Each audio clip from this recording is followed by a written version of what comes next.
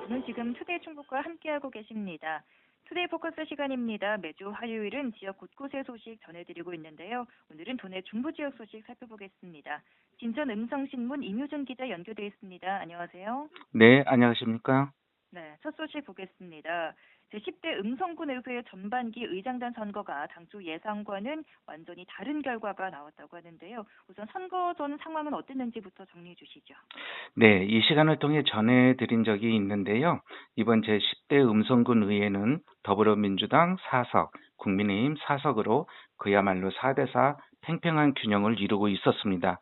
만약 양당이 합의를 못 보고 투표가 동수가 될 경우에는 조례에 따라 연장자 우선 원칙이 적용되게 되어 있었는데요.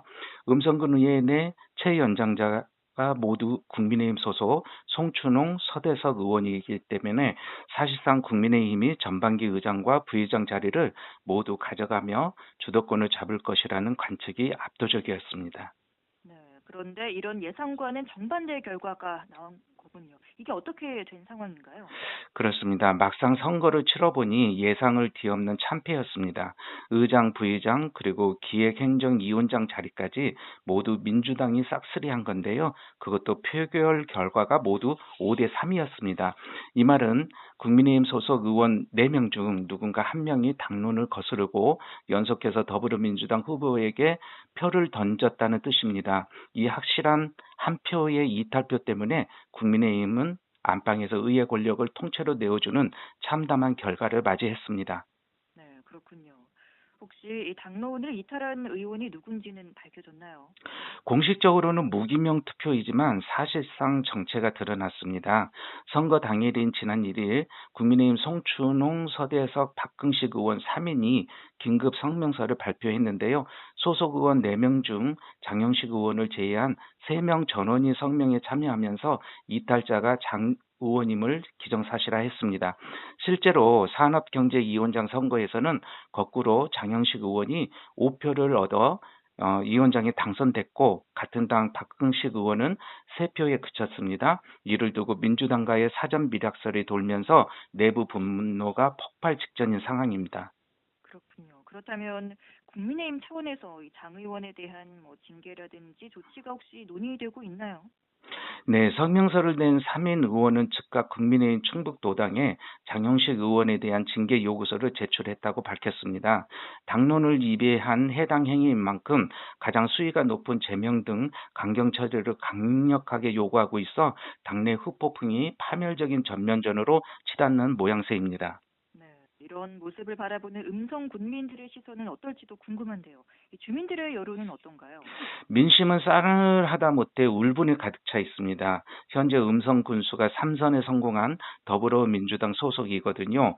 국민들이 이번 선거에서 의회 구성을 4대4 황금 비율로 맞춰준 건 의회가 집행부를 올바르게 감시하고 견제하라는 뜻이었습니다. 네. 그런데 개인의 자리 싸움이나 정치적 야합 때문에 국민이 만들어준 균형을 헌신짝처럼 버렸다는 비판이 쇄도하고 있습니다.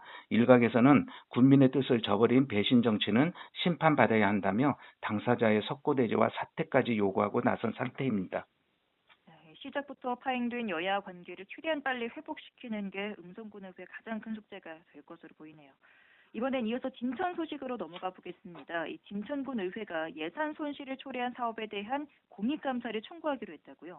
네, 문제가 된 사업은 진천군이 농업 농촌 활성화와 지역 경제 발전을 위해 추진했던 농업 농촌 웰빙 테마장터 조성 사업입니다. 군은 지난 2011년부터 2015년까지 이 사업을 위해 진천읍 성석리 일원의 토지를 매입했는데요. 이후 사업 계획이 변경되는 과정에서 공동주택이 들어서는 등 일부 토지가 매각되거나 다른 토지와 교환되었습니다. 바로 이 토지 처분 과정에서 행정적 오류가 발생해 문제가 커졌습니다. 그렇군요. 행정적 오류가 발생해서 문제가 커졌다. 이게 구체적으로 어떤 문제가 발생한 건가요? 쉽게 말씀드리면 공익사업을 위해 국가나 지자체가 주민의 땅을 샀는데 나중에 사업이 축소되거나 변경되어 그 땅이 필요 없어질 수 있잖아요. 네. 이때 원래 땅 주인에게 당신이 팔았던 땅을 다시 살 수 있는 권리를 주는데 이를 환매권이라고 합니다. 관련법에 따르면 진천구는 땅 주인들에게 환매권이 발생했다는 사실을 반드시 통지해야 할 의무가 있습니다. 하지만 진천군이 실시계획을 변경하고 토지를 매각 교환하는 과정에서 이 환매권 발생 여부를 제대로 검토하지 않았고 당연히 원 소유자들에게 통지도 하지 않은 것입니다. 아하, 땅 주인들에게 환매권이 발생했다는 사실을 통지하지 않아서 문제가 발생한 거군요. 그렇다면 그 후에는 어떻게 됐나요? 결국 뒤늦게 사실을 안 온 소유자 10여 명이 두 차례에 걸쳐 소송을 제기했습니다. 이에 진천구는 법원의 화해 공고 결정과 강제 조정 결정에 따라 땅 주인들에게 배상금을 지급하게 되었는데요. 1차 소송 배상금 약 17억 7천만 원, 2차 소송 배상금 약 3억 4천만 원에 소송 비용 1억 원까지 합쳐서 총 22억 원 상당의 군 예산이 고스란히 지출됐습니다. 네, 국민들의 소중한 세금 22억 원이 행정 실수로 낭비된 셈이네요. 그런데 또 다른 문제가 더 있다고요? 그렇습니다. 이번에 재판을 거쳐 돈을 물어준 토지가 총 12필지인데요. 의회 조사 결과 이번 소송 대상 외에도 유사한 사안의 토지가 무려 21필지나 더 존재하는 것으로 확인됐습니다. 이 토지들의 원소유자들 역시 향후 추가 소송을 제기할 가능성이 매우 높기 때문에 앞으로 진천군이 짊어져야 할 재정적 부담이 훨씬 더 커질 수 있는 시한폭탄 같은 상황입니다. 그렇군요.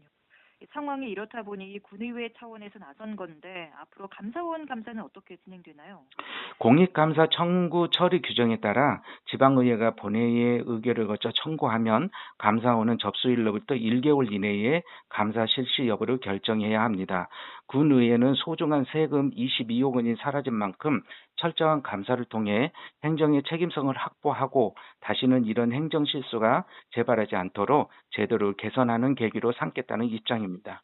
네, 알겠습니다. 끝으로 괴산 소식 하나만 더 보겠습니다. 이 괴산군이 맞춤형 관광 택시를 도입했다고요? 그렇습니다. 괴산군이 최근 본격적인 운영에 들어간 맞춤형 관광 택시의 이름은 더 레드인데요. 외지에서 괴산을 찾는 관광객들을 위한 맞춤형 이동 서비스로 현재 총 5대의 택시가 운행 중입니다.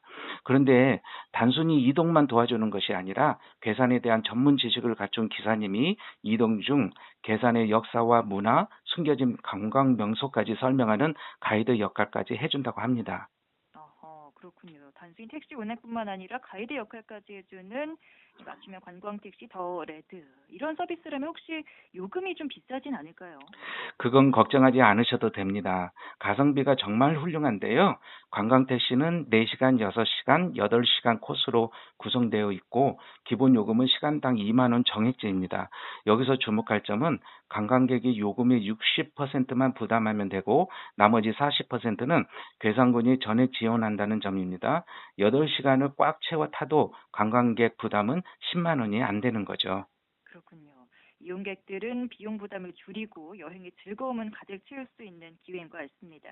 기자님 오늘 소식 잘 들었습니다. 고맙습니다. 감사합니다. 지금까지 진천 음성신문 임효준 기자였습니다.